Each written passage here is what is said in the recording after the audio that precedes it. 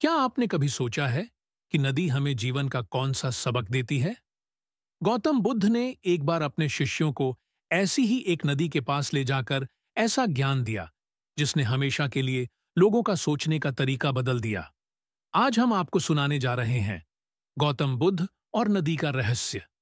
एक ऐसी कहानी जो आपके मन की गहराइयों तक उतर जाएगी। सुबह का समय था। सूरज की पहली किरणें धरती को सुनहरे रंग में रंग रही थीं।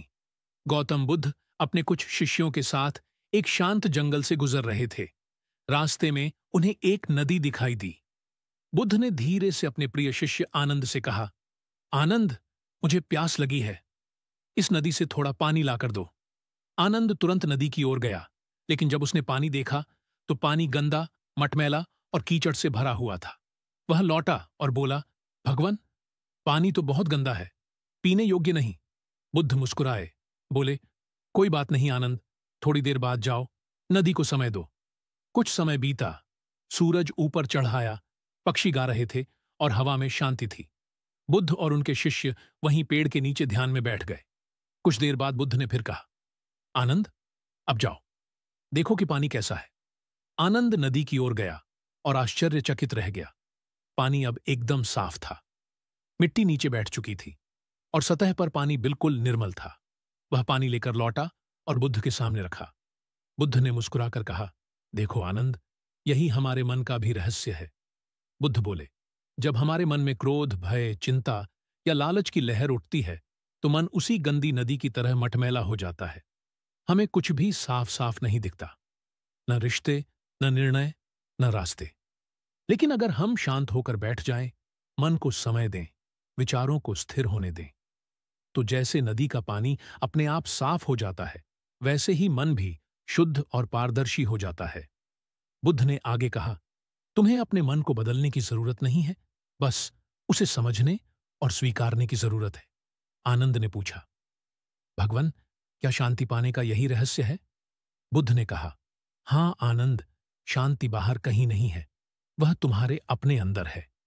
जैसे नदी का स्रोत पहाड़ के भीतर होता है, वैसे ही शांति का स्रोत तुम्हारे आत्मा के भीतर है।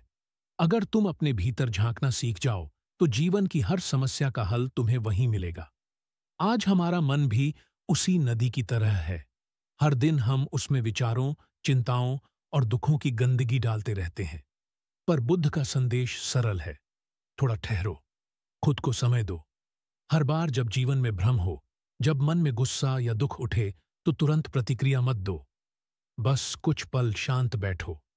धीरे धीरे वो सारी मिट्टी नीचे बैठ जाएगी और तुम्हारे निर्णय, तुम्हारा मन दोनों साफ हो जाएंगे।